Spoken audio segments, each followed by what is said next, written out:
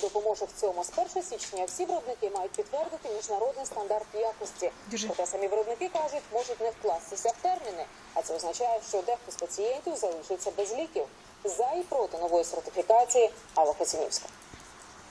У цих коробках на верхній поличці пані Галина складує сертифікати якості на ліки. За кожні місяці, за кожні роки. Вони з мокрою печаткою від виробника, підтверджені Держлікслужби України. Про сертифікат GMP у цій аптеці вже чули, але в очі ще не бачили. Я не бачила. З 1 січня без сертифікату GMP завозити ліки в наші аптеки заборонять.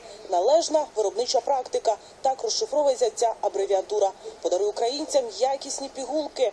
Натомість представники виробників кажуть, процедура отримання GMP виявилась надто складною. Путь контроля производства и контроля условий производства является на сегодняшний день наименее затратным и наиболее эффективным, чем попытка проконтролировать каждую таблетку, которая входит на рынок. Крім того, з 1 березня запровадять ще й обов'язкове ліцензування імпортних ліків. Виробники не вкладаються в строки, кажуть, усе це насамперед позначиться на споживачеві. Будем иметь перебои с поставками препаратов на рынок.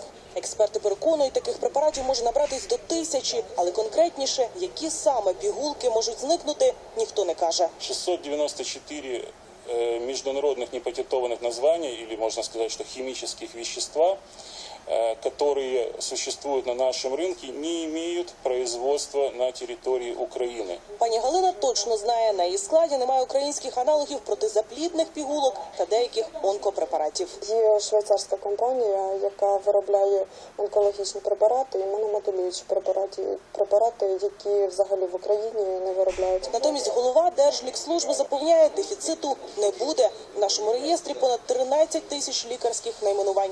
90% з них українські копії або традиційні препарати. Флуконазол. 129 производителей зарегистрировано в Украине. Цефтриаксон, антибиотик. 119 производителей. Порой не то что пациенту, врачу сложно разобраться, а каким же препаратом ему лечить. За даними Державного реєстру, в Україну завозять понад 8 тисяч найменувань імпортних ліків.